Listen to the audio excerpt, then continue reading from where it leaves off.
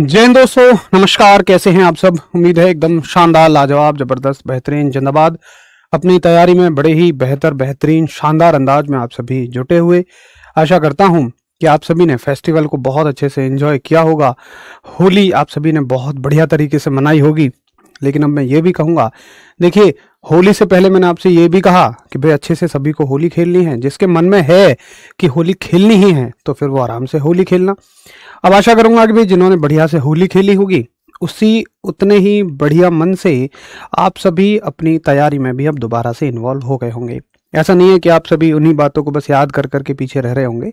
अब तुरंत अपनी पढ़ाई में जुट जाइए। मतलब जिस काम को करो उसको मन से करो, ठीक है। तो पूरी तरह से बैक टू अपनी पढ़ाई पे आ जाइए और मेहनत करिए बढ़िया तरीके से। आशा करता हूं कि आप सभी अच्छे से मेहनत में दोबारा से जुट गए होंगे। तो आइए सभी एक बार बताएंगे आप सभी के कैसे हालचाल हैं, कैसी रही आपकी होली? एकदम बढ़िया रही, सभी बताएंगे। क्वेश्चन तो आप सभी भूल गए होंगे, सदियों पुरानी बातें हैं, फिर भी एक बार देख लेते हैं कि आप सभी ने रिवीजन किया या नहीं। तो क्वेश्चन है आपसे मेरा, और ये सवाल है 2D मोशन को हमने लास्ट फिनिश किया था। आप मुझे बताइए अधिकतम परास के लिए कितने डिग्री का एंगल होना चाहिए? बड़ा ही इंपॉर्टेंट सवाल। अधिकतम परास के लिए थीटा की वैल्यू कितनी होनी चाहिए? यानी कि फॉर मैक्सिमम रेंज थीटा की वैल्यू कितनी होनी चाहिए? बताएंगे सभी।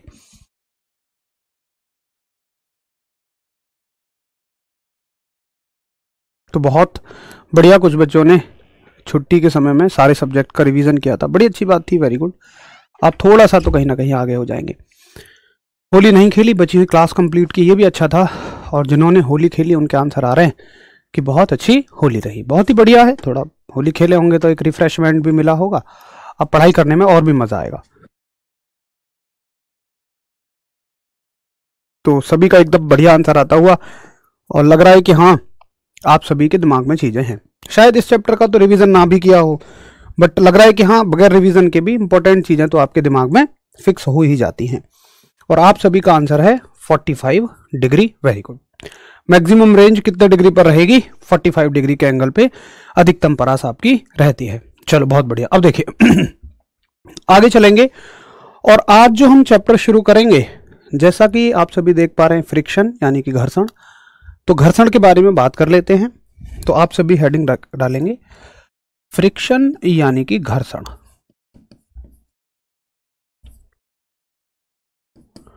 फ्रिक्शन यानी कि घर्षण।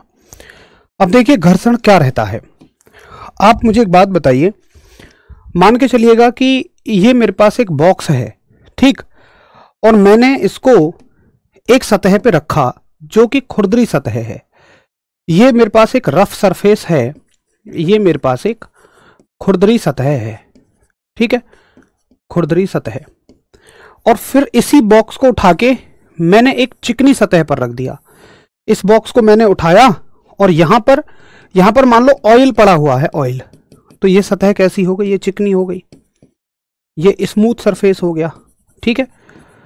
तो मुझे आप ये बताइए कि इस बॉक्स को खिसकाने में कौन सी सतह पर हमें ज्यादा बल की आवश्यकता होगी?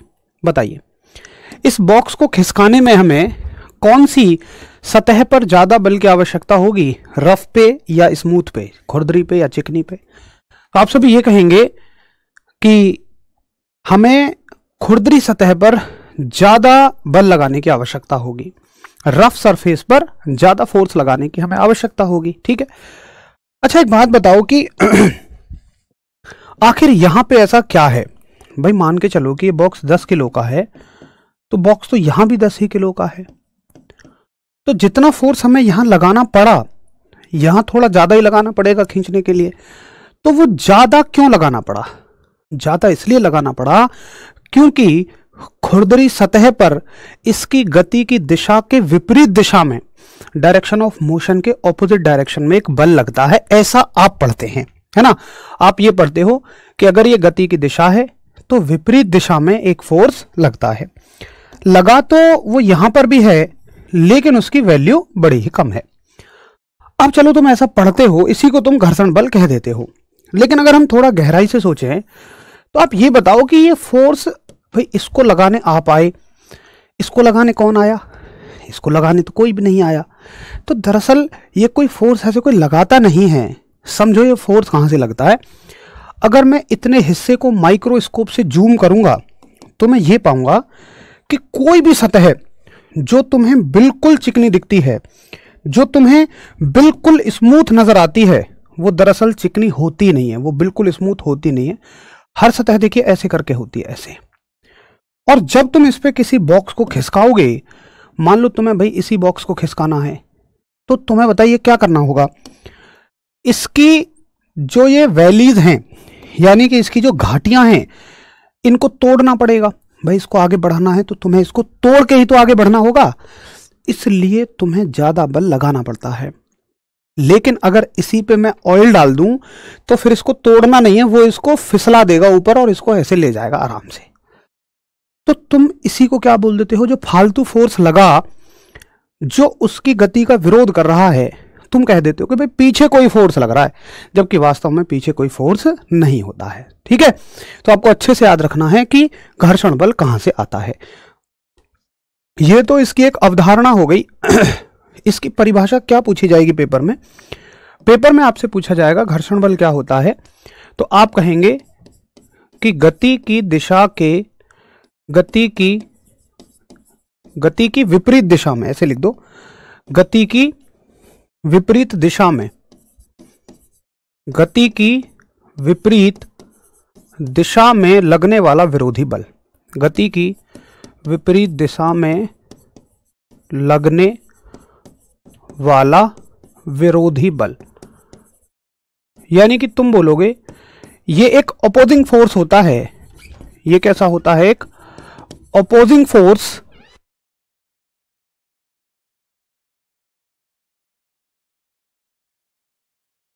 opposing force acting opposite to direction of motion. ठीक, डायरेक्शन ऑफ मोशन कि गति की विपरीत दिशा में लगने वाला ऐसा बल कि जो उस गति का विरोध करता है, उसको हम घर्षण बल कहते हैं। एक बेसिक सा आइडिया हमारे दिमाग में बन गया। अब देखो, क्या हम ये भी कह सकते हैं कि लगाए गए बल की विपरीत दिशा में? जरा देख लो आप, लगाए गए बल की विपरीत दिशा में होगा कि नहीं। मान के चलिएगा कि ये सरफेस है आपका, ये एक सरफेस है और मैंने इस पर एक पहिया घुमा रहा हूं। मैं, ये मेरे पास एक पहिया है और उसमें इसको घुमा रहा हूं। अब देखो पहिए पे मैं फोर्स कैसे लगा रहा हूं, मैं फोर्स लगा रहा हूं ऐसे करके। तो ऐसे करने का मतलब क्या? देखो, मैं इस उंगली से फोर्स ऐसे लगा रहा हूं और अंगूठे से ऐसे लगाऊंगा, है ना भाई। ऐसे फोर्स का क्या मतलब है? उंगली नीचे, अंगूठा ऊपर, ऐसे और ऐसे। अब देखो ये बढ़ेगी कहां? ऐसे। तो फ्रिक्शन फोर्स कहां लगेगा? आप कहोगे भैया फ्रिक्शन फोर्स ऐसे काम करेगा। अब देखिए कि लगाए गए बल को अगर हम देखें तो ये वाला बल जो है ये तो इसी की दिशा में आ गया, लेकिन ये वाला बल इसका उल्टा है। तो लगाए गए बल की विपरीत दिशा में हो भी सकता है, नहीं भी हो सकता है, हमेशा नहीं होता। इसलिए हम लगाए गए बल की विपरीत दिशा नहीं कह सकते। गति की दिशा कहना 100% सही है, ये कहीं सही बैठेगा, कहीं सही नहीं बैठेगा। तो अगर क्वेश्चन आए अगर क्वेश्चन आए कि घर्षण बल किसकी दिशा के विपरीत लगता है, गति की दिशा भी हो, बल की दिशा भी हो, तो बेस्ट ऑप्शन होगा गति की दिशा, डायरेक्शन ऑफ मोशन। और गति की दिशा हो ही ना, बल की दिशा हो, कोई 3 ऑप्शन और दे रखे हों जिनका कोई मतलब ना हो, तो फिर बेस्ट रहेगा बल की दिशा। ठीक है, चलो तो एक बार सभी इसको नोट करेंगे पहले डेफिनेशन को, और इसमें एक ये भी पॉइंट डाल देंगे कि यह सदैव किसके विपरीत लगता है? यह सदैव गति की दिशा के, मैं इसको स्पेशली लिखवा रहा हूं, यह सदैव गति की दिशा के विपरीत लगता है। ठीक है, सदैव दे दिया मैंने शब्द कि भाई इसकी दिशा के विपरीत तो लगेगा ही लगेगा। तो always acts opposite to the direction of motion. तो इसको एक बार नोट करके थम्स अप करेंगे कि हाँ हो गया। भाई जूल्स लॉ तो आपका आएगा कोमल भाई इलेक्ट्रिसिटी वाले चैप्टर में। चलिए राकेश को बहुत अच्छा समझ में आया, बहुत बढ़िया, वेरी गुड। अभी आगे देखेंगे, ये तो एक बहुत बेसिक सी डेफिनेशन बनी है इसकी। अभी तो मैंने काम किया है एक फाउंडेशन जमाने का आपके दिमाग में, अभी तो बहुत ज्यादा चीजें इसके लिए सामने निकल के आएंगी। अगर हम जीडी में पढ़ रहे होते, जीडी स्तर की, जीडी कांस्टेबल स्तर की, तो बस हम इतना पढ़ा के खत्म कर लेते कि भाई ये फ्रिक्शन हो गया, लेकिन अभी हम आगे चलेंगे। चलिए बहुत बढ़िया, सभी का नोट हो गया। अब देखते हैं जरा एक बार कि घर्षण बल के प्रकार, और यहां से आपकी अच्छी कहानी शुरू होती है, समझने वाली कहानी है सब। घर्षण बल के प्रकार, ना रट के मैं तुम्हें समझा सकता ना तुम समझ सकते। टाइप ऑफ फ्रिक्शनल फोर्स, देखिए एक बार कि क्या टाइप होते हैं फ्रिक्शनल फोर्स के। उसके लिए पहले अच्छे से एक उदाहरण समझो, और फिर लिखना तो जो हम बात बोलते हैं वही लिखते हैं। पहले हम समझ लेते हैं किसी चीज को और उसके बाद हम आराम से लिख लेते हैं। पहले समझो कहानी को। देखिए ये एक बॉक्स है वही आपका बॉक्स, ये किसी सरफेस पर रखा हुआ है, मान लो खुरदरा है, चिकना है। बस हमें ये पता है कि ये बॉक्स हमसे ये कह रहा है कि मेरे भाई अगर तुम मुझ पर 5 न्यूटन का बल लगाओगे तो मैं चलना शुरू कर दूंगा। तुम मुझ पर 5 न्यूटन का बल लगाओगे तो मैं चलना शुरू कर दूंगा, 5 न्यूटन से नीचे तो मैं नहीं चलूंगा। और ऐसा होता भी है। भाई एक बात बताओ कि मान लो मेरा फोन है जैसे, ठीक है, अब मैं इस पर थोड़ा सा फोर्स लगा रहा हूं, मैं थोड़ा सा फोर्स लगा रहा हूं, क्या ये चल रहा है? बिल्कुल नहीं चल रहा है। मैंने फोर्स बढ़ाया, ये अभी भी नहीं चला। मैंने फोर्स बढ़ा रखा है, मैंने अभी भी बढ़ाया, नहीं चला, अभी भी बढ़ाया, नहीं चला, अब बढ़ाने पे चल गया। तो हर वस्तु की एक क्षमता होती है, हर वस्तु की एक कैपेसिटी होती है, एक लिमिट होती है कि भाई वहां तक मैं आगे नहीं बढ़ूंगी, उसके बाद मैं आगे बढ़ना शुरू कर दूंगी। ठीक है, अब देखिए अगर यहां पर ये 5 न्यूटन की डिमांड करता है, मान लो ये सरफेस आपका खुरदरा है, तो चिकने पर क्या 5 न्यूटन की डिमांड करेगा? बिल्कुल नहीं, वहां पे ये कम डिमांड करेगा। तो यहां पर क्या इन्वॉल्व है? मान लो किसी बिल्कुल चिकने सरफेस पर, मैं कह रहा हूं ये 100% खुरदरा है और कोई सरफेस 100% चिकना है, वहां पर ये मान लो 3 न्यूटन के फोर्स पे चल जाता है, बिल्कुल 100% चिकने पे। 100% चिकने का मतलब पीछे खींचने वाला कोई फोर्स नहीं है, हालांकि ऐसा कभी होता नहीं है, बस मैं आपको समझाने के लिए कह रहा हूं। तो यहां एक्स्ट्रा 2 न्यूटन कहां जा रहा था? एक्स्ट्रा 2 न्यूटन फ्रिक्शन में जा रहा है, घर्षण में जा रहा है ना। तो यहां का जो 2 न्यूटन है एक्स्ट्रा, वो कहां जा रहा है? फ्रिक्शन में। कहने का मतलब है, मैं ये कहना चाह रहा हूं आपसे कि देखिए जब वस्तु रुकी हुई है, जब वस्तु रुकी हुई है तब भी उस पर एक घर्षण बल हमेशा काम करता है, तब भी उस पर एक फ्रिक्शन फोर्स हमेशा काम करता है जो उसको पीछे खींचने की कोशिश करता है। और ये काम कैसे करता है? देखो, तुम लगाने वाले बल को धीरे धीरे बढ़ाओ। तुमने मानो 1 न्यूटन का बल बढ़ाया, 1 न्यूटन का बल लगाया, तो ये जाएगा तो नहीं आगे, इस पर फ्रिक्शन फोर्स लग जाएगा 1 न्यूटन का। ठीक, तुमने लगाए गए बल को 2 न्यूटन कर दिया, तो फ्रिक्शन फोर्स बढ़ के 2 न्यूटन हो जाएगा। मैं इसके साइज को बढ़ाने का मतलब इसकी वैल्यू बढ़ा रहा हूं। तुमने 3 न्यूटन लगाया, तुमने 4 न्यूटन लगाया, तुमने 4.9 न्यूटन लगाया, तो 4.9 न्यूटन लगाते ये भी 4.9 न्यूटन हो जाएगा। क्या वस्तु अभी चली? नहीं। इस सारा का सारा घर्षण बल कहां आ रहा है? वस्तु की रुकी हुई स्थिति में, बॉडी की स्टेशनरी कंडीशन में, ये रुकी हुई स्थिति में एक घर्षण बल आ रहा है। तो इस घर्षण बल को क्या कहेंगे हम? यहां तक तो वस्तु नहीं चलेगी, ये मैंने अपनी तरफ से माना है, हर वस्तु की अलग क्षमताएं हैं, ये मैंने अपनी तरफ से माना है। तो वस्तु की रुकी हुई स्थिति में जो घर्षण बल लगता है उसे हम कहते हैं स्थैतिक घर्षण बल। तो इसमें पहला आएगा स्थैतिक घर्षण बल। ठीक है, पहला घर्षण बल है स्थैतिक घर्षण बल, यानी कि स्टैटिक फ्रिक्शन। और स्टैटिक फ्रिक्शन क्या होता है? जो वस्तु की रुकी हुई स्थिति में लगता है, वस्तु की रुकी हुई स्थिति में लगता है। तो आप कहोगे कि works works on stationary object. ठीक है, तो क्या आपको मेरी बात समझ में आ गई? तो आशा करूंगा आपको मेरी बात समझ में आ गई होगी कि जो घर्षण बल वस्तु की रुकी हुई स्थिति में लगेगा उसको हम कहते हैं कि ये स्टैटिक फ्रिक्शन हो गया भाई, स्थैतिक घर्षण बल हो गया। ठीक है, अच्छा अब देखिए दूसरा क्या है, एक दूसरा है भाई गतिज घर्षण बल। गतिज घर्षण बल यानी कि काइनेटिक फ्रिक्शन। काइनेटिक फ्रिक्शन, अब देखो काइनेटिक फ्रिक्शन क्या रहता है।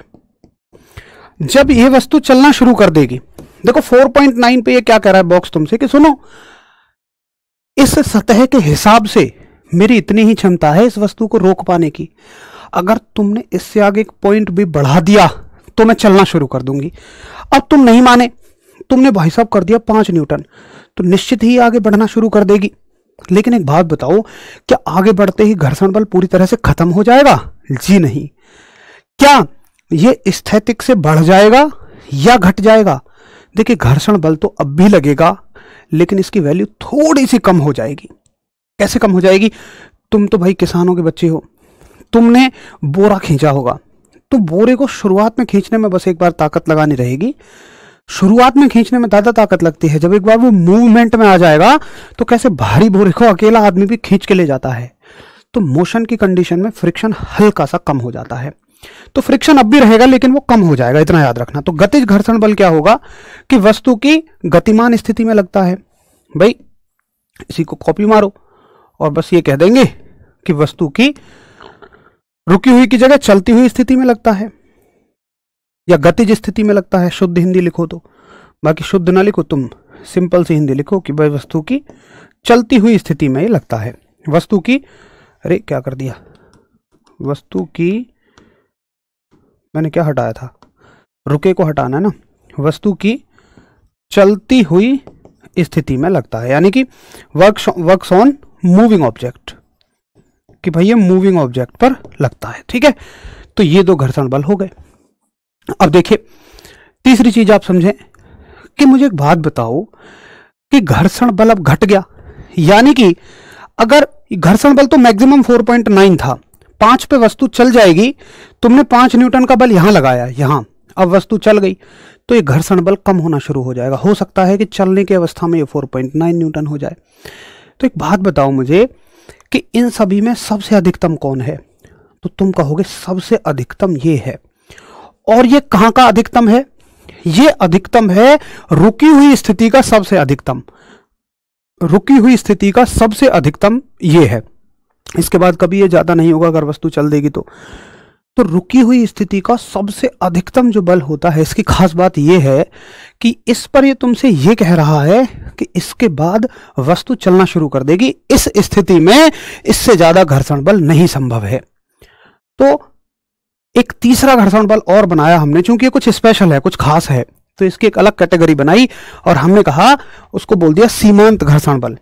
अब मैं इसको मिटा देता हूं क्योंकि ये तो समझ लिया, इसको तो बनाना भी नहीं था ना इसकी कोई जरूरत है। एक तीसरी डेफिनेशन हम बना लेते हैं सीमांत घर्षण बल की। तो तीसरी डेफिनेशन आ गई आपकी, एक तीसरा घर्षण बल हो गया भाई सीमांत घर्षण बल, यानी कि limiting friction force. Limiting friction force. और इसकी डेफिनेशन क्या रहेगी? इसकी डेफिनेशन रहेगी कि स्थैतिक घर्षण बल के अधिकतम मान को, स्थैतिक, मैं शॉर्ट में लिख देता हूं घर्षण बल, समझ जाएंगे ना, के, समझ जाना है ना, के अधिकतम मान, ऐसे लिख दो कि भाई ये क्या होता है, स्थैतिक घर्षण बल का अधिकतम मान होता है, यानी कि this is the maximum value of static friction. This is the maximum value of static friction. तो एक बार सभी दोस्त बताएंगे कि हाँ आपको तीनों फ्रिक्शन बहुत अच्छे से समझ में आ गए। एक बार सभी थम्स अप करेंगे और नोट हो जाए तो भी थम्स अप करेंगे। जोन में एग्जाम होता है यार, देखो पिछली बार का एक्सपीरियंस तो ये था मेरा, एएलपी में जो प्री हुआ था वो तो नजदीक हो गया था, मैं इधर से यूं बुलंदशहर साइड से तो गाजियाबाद हो गया था, लेकिन मेंस के लिए उन्होंने अपने ही जोन में बुलाया था। तो देख लो एक बार, शायद मुझे लग रहा है आपकी बार तो सब कुछ ही जोन में होगा, या प्रीलिम्स हो सकता है कि कहीं आसपास हो जाए और मेंस जोन में हो, ऐसा भी हो सकता है। चलिएगा, आशा करता हूं कि आप मेरी बात को बहुत अच्छे से समझ गए कि फ्रिक्शन कितने टाइप के होते हैं, घर्षण बल कितने टाइप के होते हैं। ठीक है, एक बार आराम से नोट करके थम्स अप कर दीजिएगा।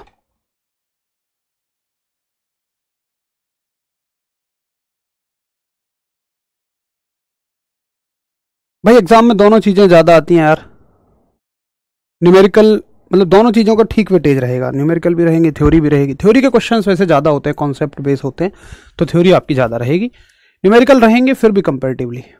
चलिए सर, मैंने आज बुक खरीदा, आपके साउंड लेसन से बहुत से क्वेश्चन सॉल्व किया, चलो बहुत अच्छी बात, वेरी गुड। तो ये हो गया आपका लिमिटिंग फ्रिक्शन फोर्स, सीमांत घर्षण बल। एक बार इन बातों को याद रखना, ये दोबारा से घूम के वापस आएंगी। हालांकि हम अगला मुद्दा शुरू कर रहे हैं, लेकिन ये चीजें यूज होती रहेंगी लगातार।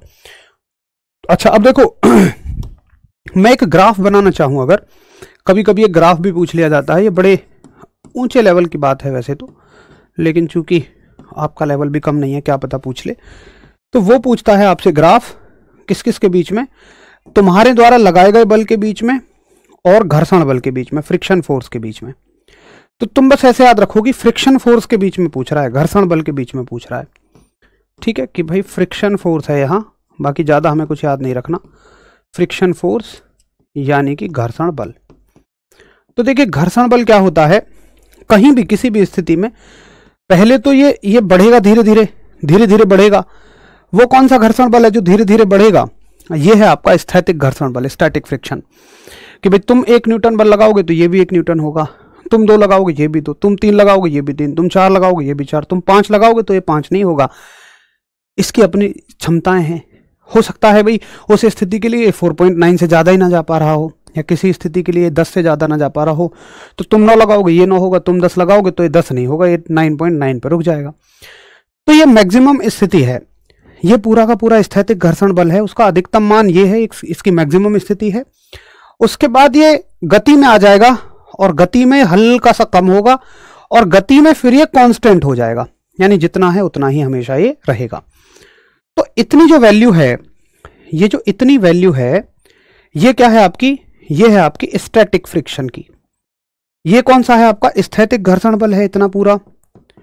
इसकी जो सबसे मैक्सिमम वैल्यू है, खाली एक पॉइंट, केवल एक पॉइंट, ये क्या है आपका? ये है आपका लिमिटिंग फ्रिक्शन, यानी कि सीमांत घर्षण बल। ठीक है, सीमांत। और ये जो आगे इसके आगे रहेगा, ये सारा का सारा कौन सा फ्रिक्शन है? ये गतिज घर्षण है, यानी कि काइनेटिक फ्रिक्शन है। ठीक है, तो ये ग्राफ भी कभी कभी आपसे पूछ लिया जाता है कि बताइए फ्रिक्शन का कौन सा सही ग्राफ है। ठीक है, चलिए, कुछ ग्रेविटी भी काम करती होगी। ग्रेविटी का तो वजह इसकी वेट है ना भाई। जितना मैं क्या कह रहा हूं कि मैंने आपको पहला एग्जांपल दिया कि हो सकता है 5 न्यूटन में से 3 न्यूटन तो इसके मास की या ग्रेविटी या वेट की वजह से डिमांड हो, बाकी का तो फ्रिक्शन में ही जा रहा है ना। एक्स्ट्रा फोर्स जो आपको खुरदरी सतह पर लगाना पड़ता है, वही तो फ्रिक्शन है। उससे कम तो सारा का सारा इसके वेट की वजह से ही है, जिसको आप ग्रेविटी बोलते हैं। तो इसको नोट कर लीजिए फटाफट से।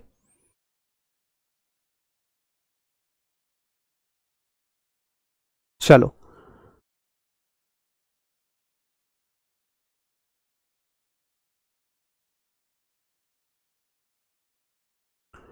बहुत ही बढ़िया, और ये सबको बड़े अच्छे से समझ में आ गया। ठीक है, तो इनमें सबसे मैक्सिमम कौन होता है?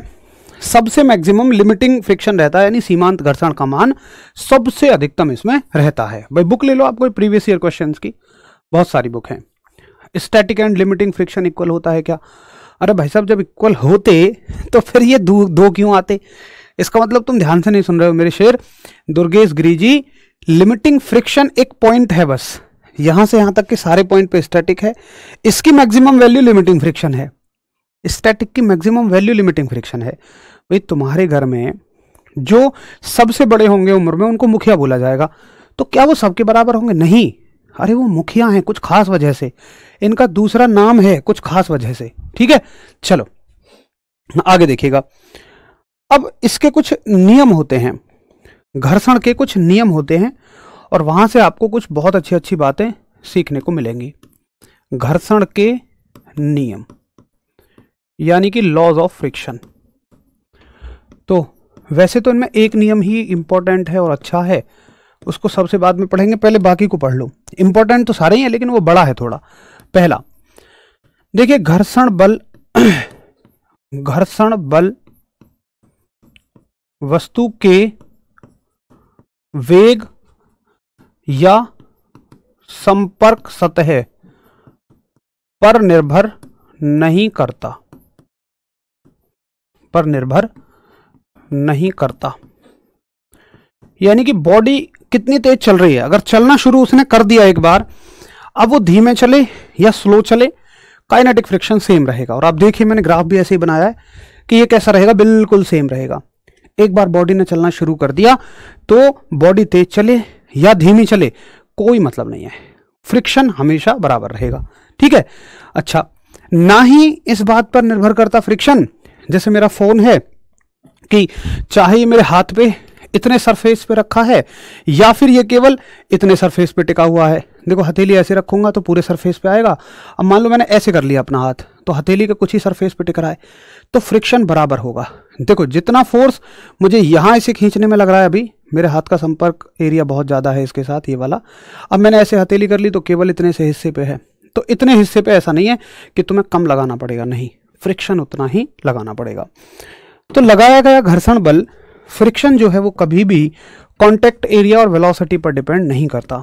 तो आप कहेंगे कि friction force doesn't depend upon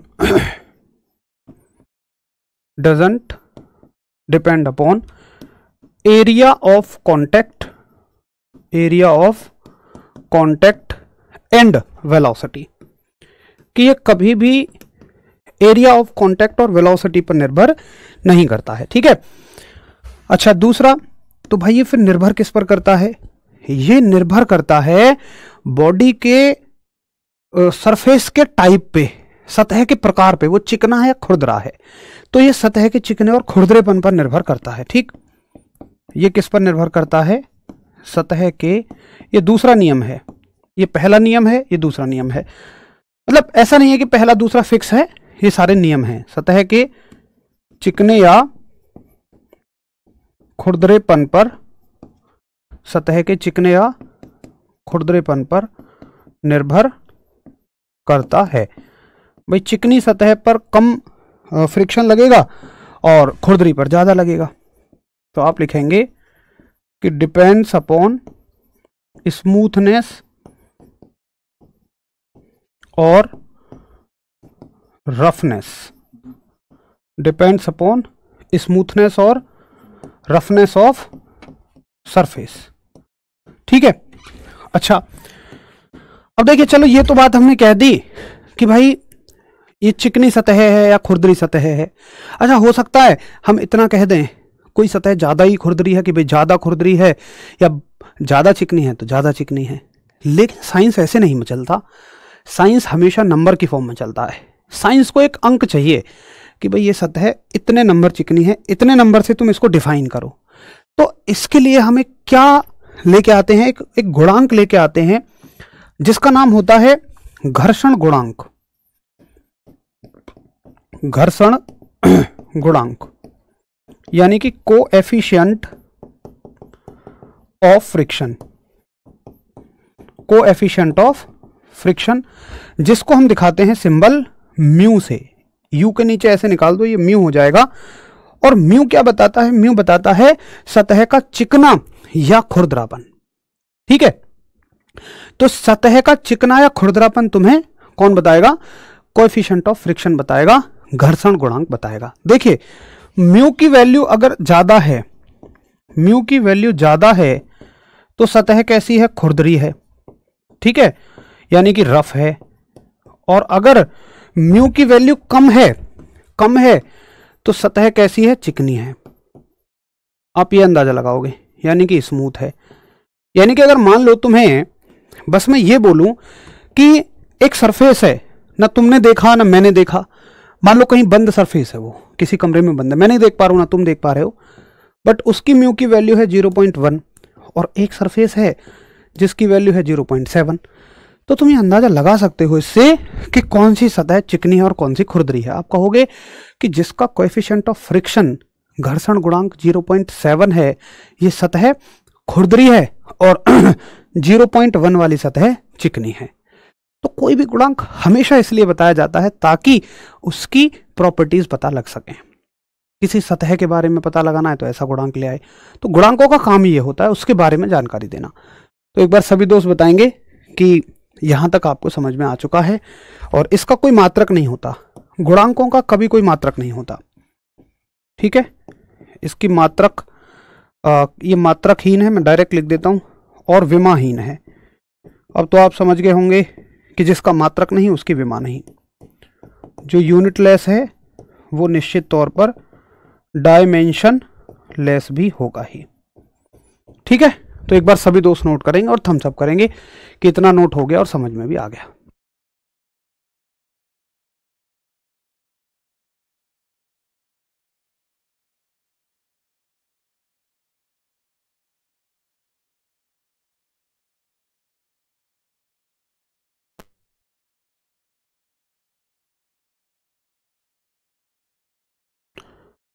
चलो बहुत बढ़िया, यहां तक एकदम ओके समझ में आ गया, बढ़िया। अब चलते हैं इसके तीसरे गुण पे। बहुत अच्छा गुण है तीसरा नियम। अब देखिए तीसरा नियम क्या कहता है। चलते हैं अपने इसी बॉक्स पे जो कि रखा हुआ है किसी सरफेस पे, किसी सतह पे, और एक बल तुमने इस पे लगाया ऐसे, जिसकी वजह से एक फ्रिक्शन पीछे की डायरेक्शन में आ रहा होगा ऐसे। ये तुमने बल लगाया और ये घर्षण बल आया, ठीक है, फ्रिक्शन फोर्स आया। अब देखिए एक बात कि अगर इस वस्तु का कुछ भार है, वेट है, तो वेट हमेशा नीचे काम करता है, तो इसका वेट कहां काम करेगा? नीचे। ये है इस वस्तु का वेट यानी कि भार, जो कि हमेशा कहां काम करेगा? नीचे। अब चूंकि न्यूटन साहब का तीसरा नियम कहता है कि अगर कोई फोर्स नीचे लग रहा है तो उसके बदले ऊपर भी एक फोर्स लगेगा। तो अगर ये बॉक्स, अगर मैं देखो सही से बनाऊं, तो अगर ये बॉक्स इस सतह को, ये बॉक्स इस सतह को, मान लो ये बॉक्स जमीन पे रखा है, ये जमीन है, तो अगर ये बॉक्स इस जमीन को नीचे दबाएगा तो ये जमीन भी इस बॉक्स को ऊपर दबा रही होगी। नहीं तो अगर ऐसा ना होता तब तो ये बॉक्स जमीन में गड़ता चला जाता क्योंकि भाई ग्रेविटी लगातार इसको अपनी तरफ खींचे हुए है। लेकिन जमीन एग्जैक्टली उतना ही ऊपर उठा देती है, उतनी ही ऊपर रिएक्शन दे देती है जितना कि किसी वस्तु का वेट लगता है, भार नीचे लगता है। तो न्यूटन साहब के तीसरे नियम के अनुसार भी इस पर क्या लगेगा? ऊपर एक और फोर्स लगेगा। ये एक्शन है, ये रिएक्शन है, तो इसको हम बोलते भी रिएक्शन ही है, इसको हम बोलते भी प्रतिक्रिया ही है, प्रतिक्रिया, ठीक है। अच्छा जी, अब एक बात बताओ कि इसको फ्रिक्शन फोर्स इधर खींच रहा है, ये इधर खींच रही है, अब ये वस्तु जाएगी कहां? अगर इन दोनों का हम देखें, केवल इन दोनों के बारे में, इनको भूल जाऊं मैं, तो हम ये देखेंगे कि ना तो ये वस्तु इधर जाएगी ना तो ये वस्तु इधर जाएगी। जब ऐसा होता है किसी वस्तु पे दो फोर्स लग रहे होते हैं तो वस्तु उनकी बीच की दिशा में चली जाती है ऐसे करके।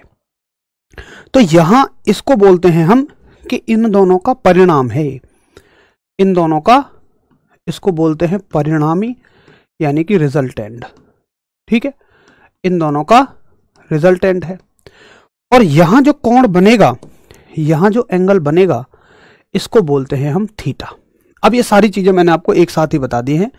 तो देखिए नियम क्या कहता है, नियम कहता है, अच्छा पहले इस थीटा को देख लो ये थीटा क्या है?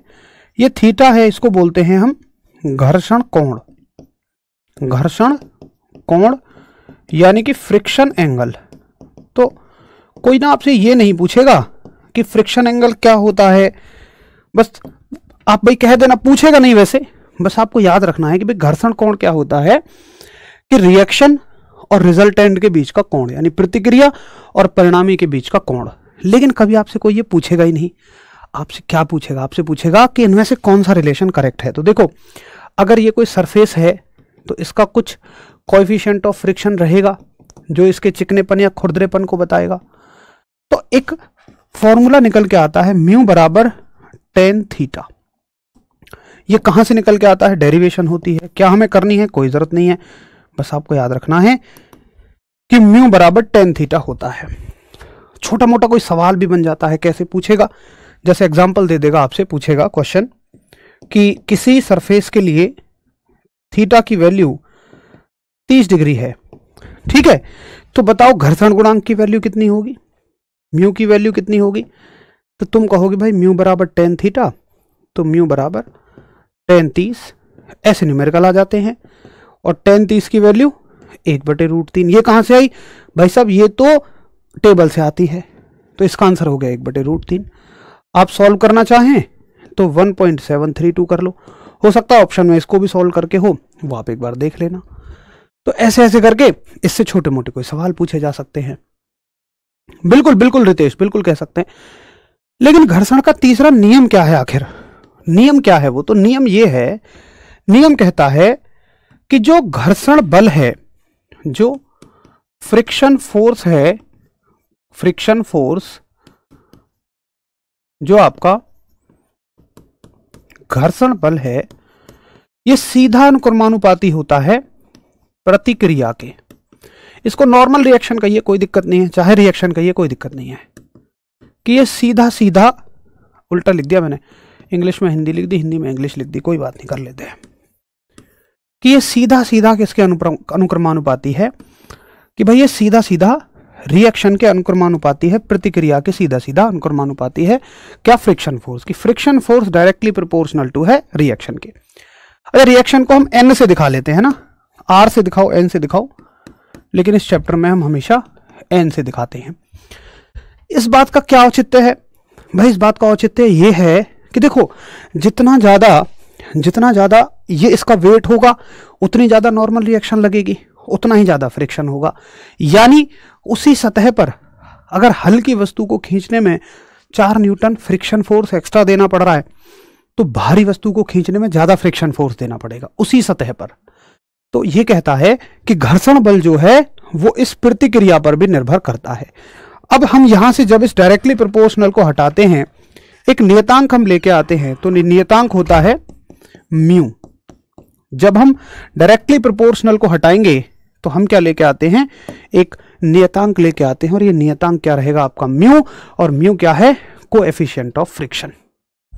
तो ये बहुत इंपॉर्टेंट फॉर्मूला है, ये बहुत ज्यादा इंपॉर्टेंट फॉर्मूला है, एफ बराबर म्यू इंटू एन। ठीक है, तो एक बार सभी बताइए कि हाँ भैया इतनी कहानी हमें अच्छे से समझ में आ गई। किसके बारे में? फ्रिक्शन के बारे में। एफ बराबर म्यू इंटू एन तो बहुत ही इंपॉर्टेंट है। एक बार को आपको ये ना समझ आया हो कोई दिक्कत नहीं है, लेकिन आपको ये जरूर याद रहना चाहिए एफ बराबर म्यू इंटू एन, अगर आप रेलवे के स्तर की साइंस को वाकई समझना चाहते हैं तो। क्योंकि इस पे न्यूमेरिकल आएगा, और इतना तगड़ा न्यूमेरिकल आएगा, आनंद आ जाएगा अगर आपको इसकी समझ है तो। एक बार थम्स अप करिए कि हाँ नोट हो गया।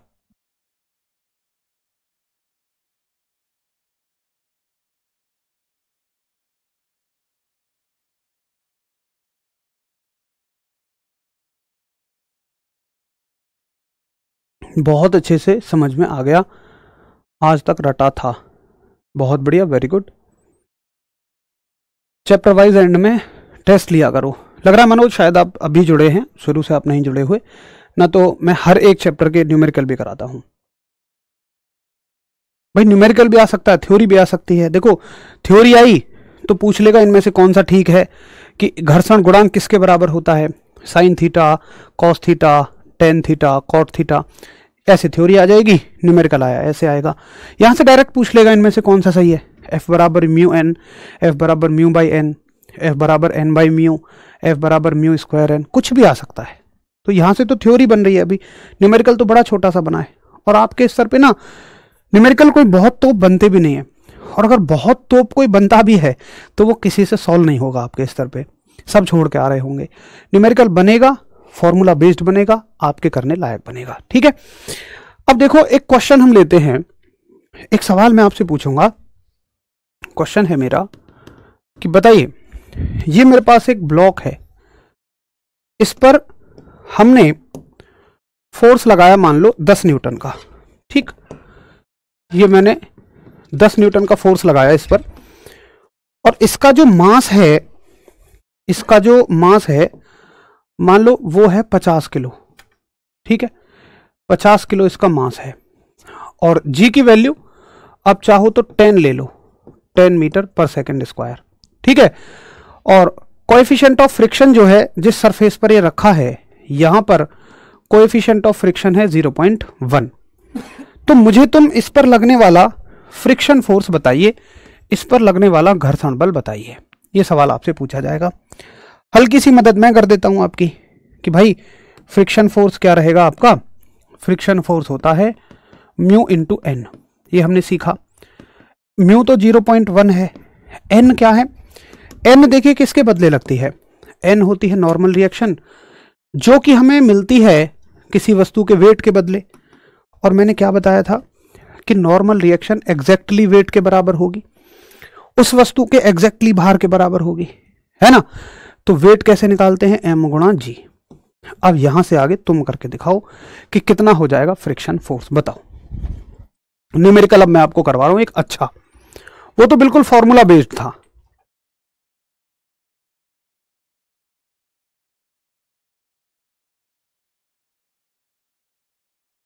इसका आंसर अब सभी बताइए कि कैसे आप फ्रिक्शन की वैल्यू निकालेंगे। हल्का सा हिंट मैंने आपको दिया, बाकी आप सब लोग सॉल्व करिए।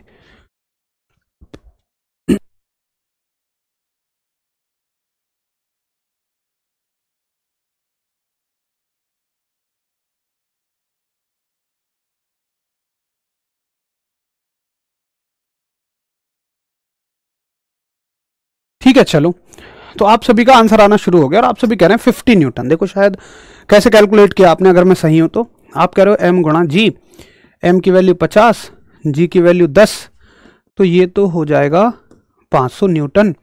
और यहां पर आप कहोगे एन की वैल्यू कितनी है, 500 न्यूटन, तो 500 में 0.1 की गुणा करोगे ये आ जाएगा 50, है ना। तो आप कह रहे हो कि फ्रिक्शन फोर्स 50 न्यूटन लग गया, बहुत बढ़िया। अब यहां तुम गलती करते हो, ऐसे सवालों में आपको जो 50 आंसर है ना, ये ए ऑप्शन मिलेगा, बिल्कुल 50 आंसर ए ऑप्शन मिलेगा, तुम लगा के उसे चले आओगे। यहां गलती होती है, कैसे यार, मैंने तो सब कुछ सही लगाया है। तुम एक बात सोचो, तुम यहां गणित करके दिखा दिया, गुणा भाग करके दिखा दिए, लेकिन तुम भाई साहब फिजिक्स पढ़ रहे हो, सोचो इसको प्रैक्टिकली सोचो कि ये क्या चल रहा है। तुम क्या कह रहे हो कि फ्रिक्शन जो लग रहा है ना भाई साहब, पीछे जो फोर्स लग रहा है ये 50 न्यूटन का फोर्स लग रहा है, यानी कि तुम वस्तु को आगे खींच रहे हो। सोचो, तुम वस्तु को आगे खींच रहे हो और वस्तु आगे आने की बजाय कहां जाएगी, खुद सोचो भाई। 50 पीछे लग रहा है, 10 आगे लग रहा है, तो 40 से पीछे जाएगी, है कि नहीं है, 40 से पीछे जाएगी। तुम वस्तु को आगे खींच रहे हो और वस्तु आगे जाने की बजाय पीछे जाएगी। चलो तुम बताओ क्या ये पॉसिबल है। मैं तो तुमने करके दिखा दिया, गुणा भाग करके दिखा दिया, क्या ये प्रैक्टिकली पॉसिबल है कि वस्तु आगे तो आ ही नहीं रही, वो उल्टा अपने आप पीछे चलना शुरू कर दे। तुम ये कहना चाह रहे हो, तो तुम्हें लग गया होगा, महसूस हुआ होगा कि तुमने गलत कर दिया। ये कौन सा फ्रिक्शन है, देखिए ये क्या है, ये इस सरफेस के हिसाब से मैक्सिमम कैपेसिटी है। ये 50 तुमने कैलकुलेट किया है कि ये सतह तुमसे ये कह रही है कि 50 किलो की वस्तु अगर तुम मेरे ऊपर रखोगे तो मैं 50 न्यूटन का मैक्सिमम फ्रिक्शन दे सकती हूं, मैं 50 न्यूटन का अधिकतम घर्षण बल दे सकती हूं। क्या 50 का लग गया, जी नहीं। जैसे उसकी 5 न्यूटन मैक्सिमम कैपेसिटी थी, वैसे ही इसकी 50 न्यूटन मैक्सिमम कैपेसिटी है। तो ये बढ़ेगा कैसे, ये बढ़ेगा ऐसे कि देखो, जब तुम कह रहे हो बल मैंने 10 न्यूटन लगाया, 10 ही था ना, 10 तुमने एक साथ तो लगा नहीं दिया होगा, मैं इसको 10 लिख दूं, 10 न्यूटन, 10 तुमने एक साथ तो नहीं लगा दिया होगा भैया, तुमने 1 लगाया पहले, 1 न्यूटन, तो यहां पे फ्रिक्शन भी 1 न्यूटन आया। तुमने 2 न्यूटन लगाया, यहां पे फ्रिक्शन भी 2 आया।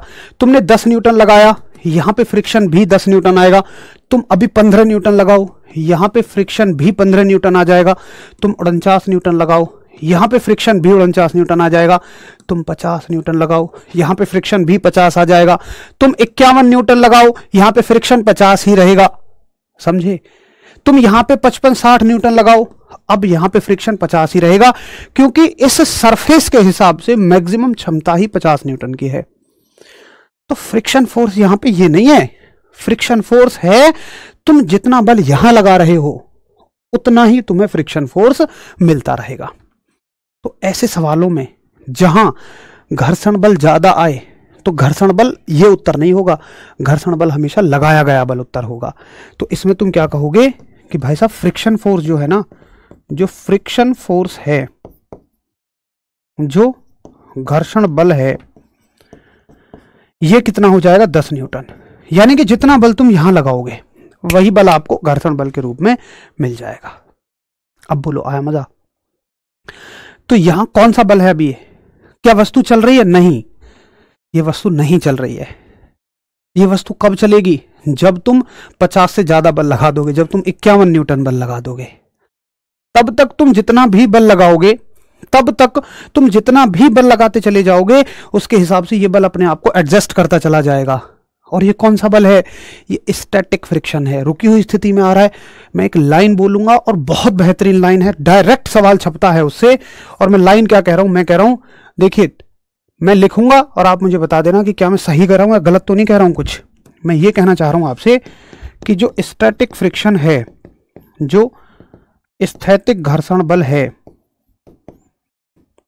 स्थैतिक घर्षण बल स्वयं समायोजित फोर्स है, स्वयं समायोजित होता है। यानी कि ये सेल्फ एडजस्टिंग फोर्स है, खुद को एडजस्ट करता है। किसके अकॉर्डिंग?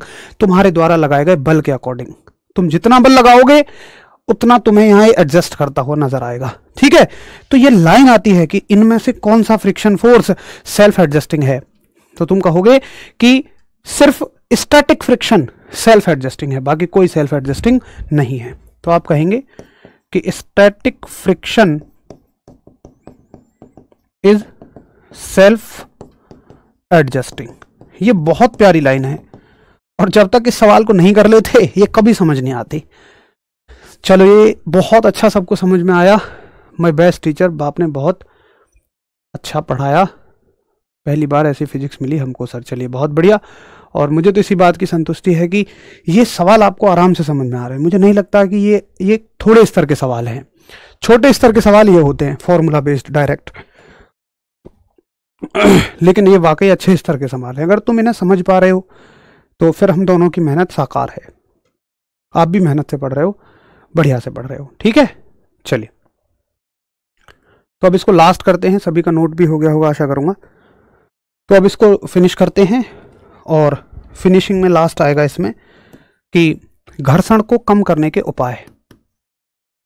घर्षण कम करने के उपाय। क्यों भाई कम क्यों करें? क्योंकि हमारे लिए नुकसानदायक है। नुकसानदायक है तो पूरी तरह हटाओ? नहीं, बताऊंगा अभी क्यों। तो आप कहोगे कि टाइप्स, या टाइप मत कहिए, या आप कहिए way to reduce friction. Ways कहिए, एक से ज्यादा है ना। Ways to reduce friction. घर्षण को कम करने के क्या उपाय हो सकते हैं? देखिए घर्षण ऐसा है ना, एक आवश्यक बुराई की तरह है। जब मैं 10th में था, मुझे आज भी याद है, तो वहां पे लिखा आता था कि घर्षण एक आवश्यक बुराई है। इसके ऊपर एक ऐसे लिखिए, निबंध लिखिए। तो घर्षण आवश्यक बुराई का मतलब क्या है कि हमारे लिए आवश्यक भी है और बुराई भी है। जैसे तुम्हारे दोस्त हैं, सिखाते तुम्हें हमेशा उल्टी पलटी बातें हैं, लेकिन जिंदगी में उनका होना भी जरूरी है, बुरे वक्त पे वही काम भी आते हैं। तो घर्षण हमारे लिए अच्छा भी है, बेकार भी है। अच्छा कैसे है कि इसकी मदद से ही हम बोर्ड पे लिख पा रहे हैं, बहुत सारे काम इसकी मदद से हो रहे हैं। अगर यहाँ मान लो बहुत सारा ऑयल हो तो मेरा पेन ही नहीं जम पाएगा। और मान लो मैं कहूँ 100% ये सरफेस चिकना हो, हालांकि ना तो कोई सरफेस 100% चिकना होता, ना 100% खुरदरा होता। 100% चिकने का मतलब कि इस पर पेन बिल्कुल ना रुके। देखो जैसे मैंने यहाँ पेन लिखने की कोशिश की तो मेरे मोशन की डायरेक्शन ये है, फ्रिक्शन फोर्स अपोजिट डायरेक्शन में मुझे मिल गया। अगर मान लो ये 100% स्मूथ हो जाए, चिकना हो जाए, कहने का मतलब होगा कि ऊपर कोई फोर्स ना मिले, बस मैं रोक ही नहीं पाऊंगा यहाँ पे अपने पेन को। तुम जमीन पे चलते हो, कैसे चलते हो, क्या तरीका होता है? तुम जमीन से और पैरों से जमीन को पीछे पुश करते हो, जमीन उसके बदले तुम्हें आगे धक्का देती है। लेकिन वहीं कीचड़ में देखें तो तुम पुश ही नहीं कर पाते हो, क्योंकि फ्रिक्शन बहुत कम होता है चिकनाई बढ़ने की वजह से। तो वहाँ पे तुम नहीं चल पाओगे। लेकिन नॉर्मली फ्रिक्शन की वजह से ही चलना पॉसिबल है। तो बहुत सारे काम है जो फ्रिक्शन की मदद से ही हो पाते हैं।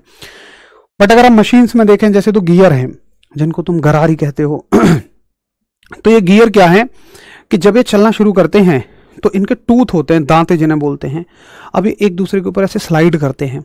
तो चल ये स्लाइड करने की वजह से ही पा रहे हैं। लेकिन अगर ये बहुत खुरदरे हैं तो सोचो, इनके आरपीएम होते हैं हजार आरपीएम, यानी 1 मिनट में 1000 बार घूम रहा है, 1500 बार घूम रहा है। तो 1 मिनट में जब तुम 1200 बार अपने नाखून की मदद से अपने हाथ को भी ऐसे करोगे तो हाथ भी कट जाएगा, तो लोहा भी ऐसे ही कट जाता है। इसलिए हम क्या कर देते हैं, ऑयल लगा देते हैं, ग्रीस लगा देते हैं। तो घर्षण को हमें कम करना होता है। तो सबसे अच्छा उपाय तो यही है कि आप क्या लगा दो, ऑयल या ग्रीस का इस्तेमाल करके, ग्रीस का इस्तेमाल करके, ठीक, का यूज करके। और इतनी इंग्लिश हिंदी तो सब जानते होंगे, है ना, कि ग्रीस ऑयल क्या होते हैं। दूसरा, आप सतह का ऐसा चुनाव करो भाई, जैसे मान लो हमें कहीं चाहिए घर्षण कम रखना है तो थोड़ी सी स्मूथ सरफेस ले लो जो चिकना सतह हो, और अगर तुम्हें घर्षण ज़्यादा रखना है तो खुरदरी सतह लो। तो सही सतह का चुनाव करके, सही सतह का चुनाव करके ऐसे कर सकते हो आप, ठीक है। तीसरा, आप बॉल बियरिंग का इस्तेमाल कर सकते हो। बॉल बियरिंग की मदद से, बॉल बियरिंग क्या होते हैं, आपने जिनको बोलते हो बैरिंग, होता क्या है, जैसे मान लो कोई पहिया है तो पहिया एक्सल पे घूमता है। अगर एक्सल और पहिया आपस में होंगे तो बहुत सारा सरफेस कांटेक्ट में रहेगा, इतना फ्रिक्शन लगेगा। तो हम बॉल बियरिंग लगा देते हैं, इस पे बॉल बियरिंग लगेगी ऊपर, यहाँ बॉल घूमेंगे, उनकी मदद से ये घूमेगा। ज़्यादा गहराई में नहीं जाना, बस हमें ऐसे हल्का सा समझ लेना है कि ये फ्रिक्शन को कम करने के तरीके हैं। तो ये आपका फ्रिक्शन हो गया। अब हम कल आगे पढ़ेंगे कुछ और छोटे मोटे बचे हुए टॉपिक को, जिनमें जैसे आपकी लिफ्ट प्रॉब्लम है तो लिफ्ट प्रॉब्लम को कंप्लीट कर लेंगे, और बाकी जो छोटे मोटे बचे हुए टॉपिक हैं हर चैप्टर्स के, उन्हें कंप्लीट कर लेंगे, और फिर हम आपकी अगली यूनिट पर चले जाएंगे। तो मिलते हैं कल। नमस्कार, धन्यवाद।